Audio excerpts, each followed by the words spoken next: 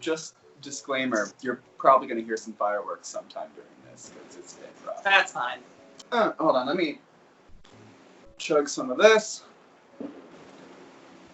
Fuck! My nail! I'll never have that problem. If I have that problem that one of these nails fall off, I need to go to the hospital. Hi everyone, it's Cherry Poppins! Oh. And it's Flick a Tongue! That's kind of what that joke sounds like.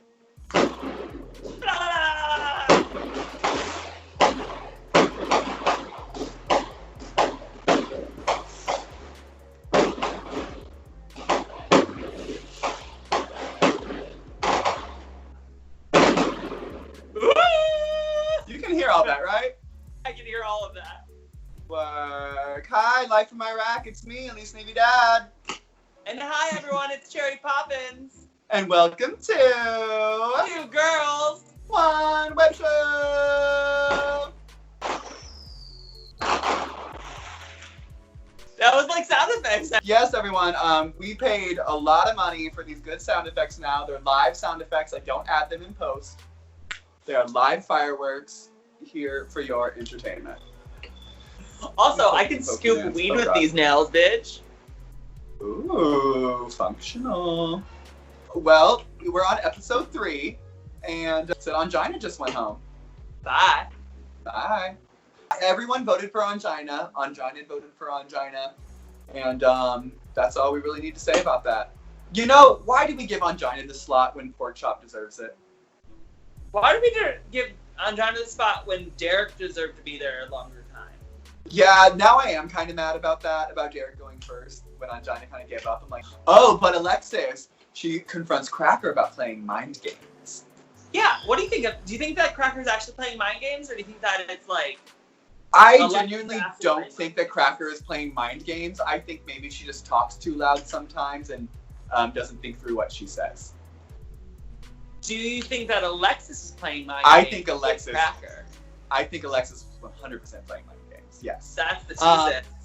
And I think Cracker is a very good victim. We know about her anxiety already. She was very open with that. And she's a really good competitor. So I would go for her too. She's a great target. See if you can take her out.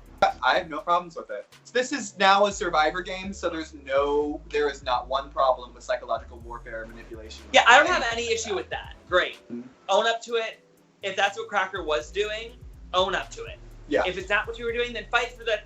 That's not what you were doing. Then And also remember, this competition is for $100,000. I would screw over a lot of my friends for $100,000 and apologize to them later.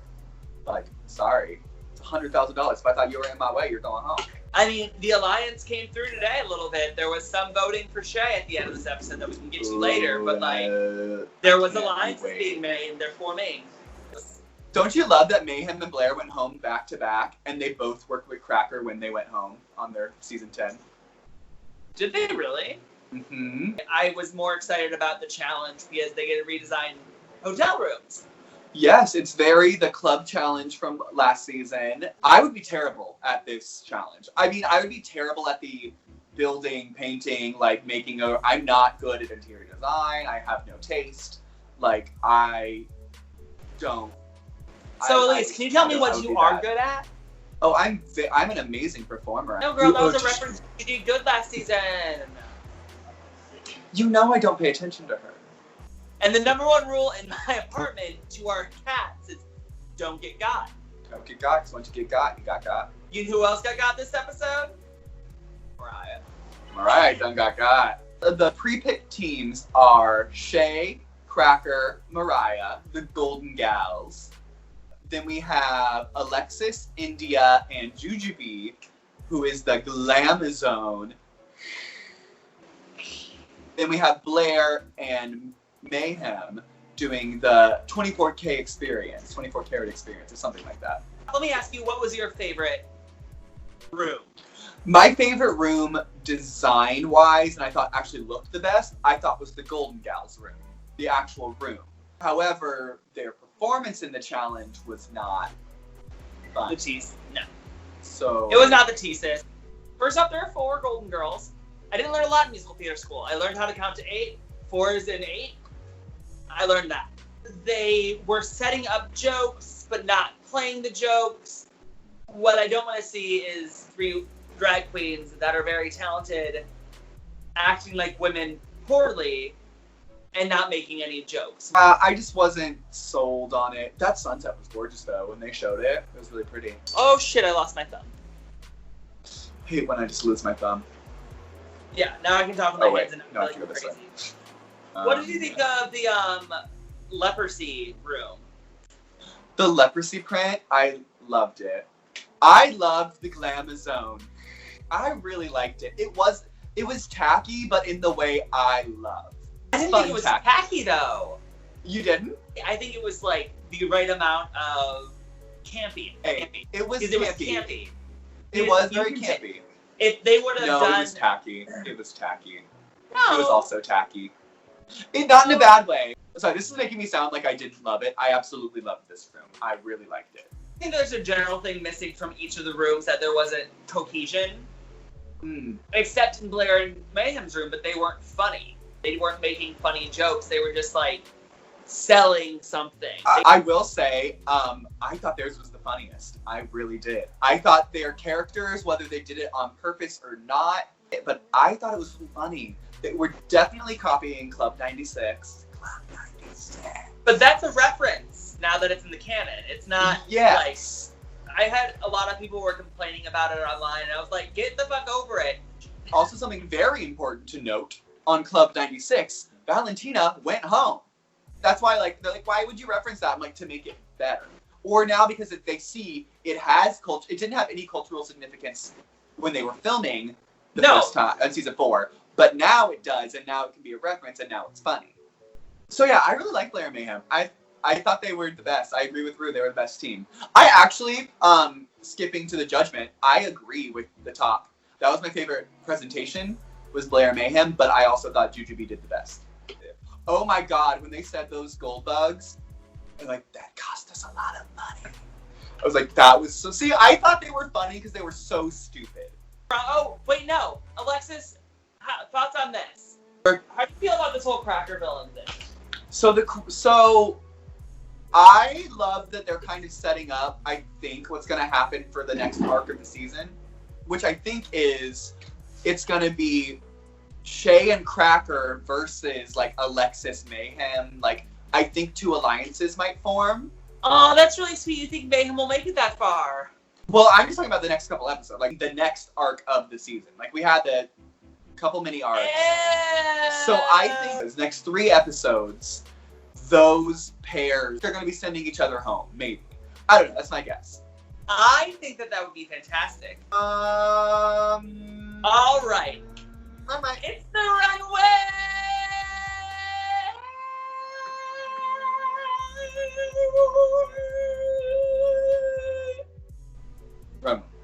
Okay, so this was a 3-in-1 challenge, which made its debut on Drag Race Thailand. And bitch, if you have not looked at that runway, look it up on YouTube, because that shit's crazy. But first on the runway was Blair St. Clair. Yes. Wearing some stuff that definitely looked like reveals. I think the biggest thing with the 3-in-1 runway specifically, or a 2-in-1 or something like that, is you can't see the reveal coming. I mean, I think that's a big part of it. Or at least one of them. Mayhem was up next, and I thought this was absolute garbage.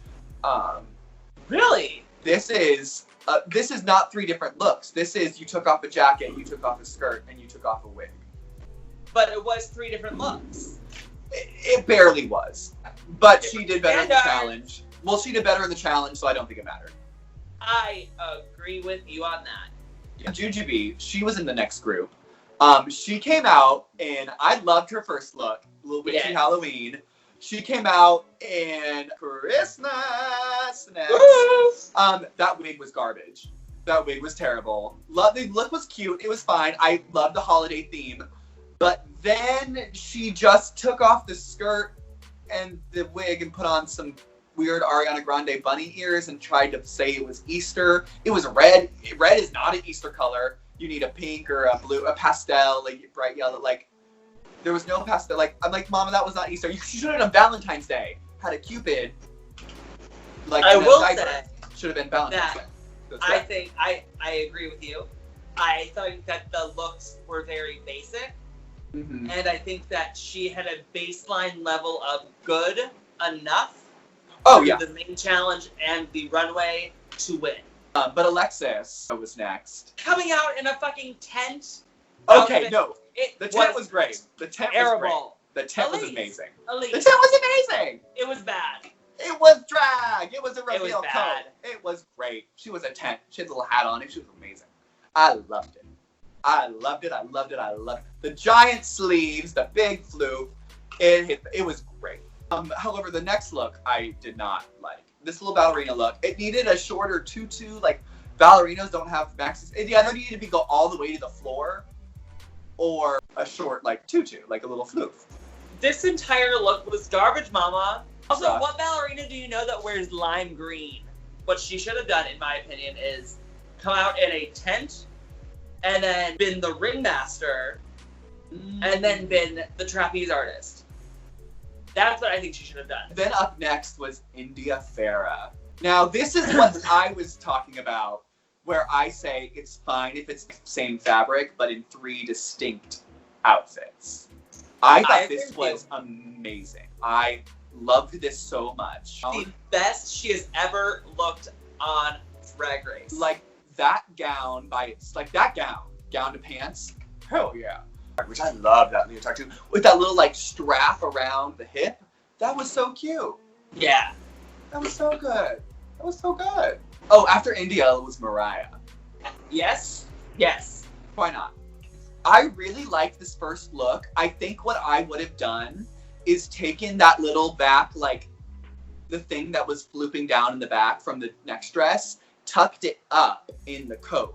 So that way, you just look like a little floof. And yes, we know it's a coat and something's going to come out of the coat, but you look like a fun space person. And you're like, ooh, this. And then you're like, boom, different silhouette, because you have the little, like, droop in the back. And then, though, that was the best reveal of the night, concise-wise, with just gown. I did not like the gown. I did not think it was a good gown, but I loved the reveal. Also, like like, the the like moment. speckled stones on top. I was like, there are so many little tiny stones. Why didn't you just Yeah. film the entire thing? So Miss Cracker comes out as a Fabergé egg, and I am obsessed with it.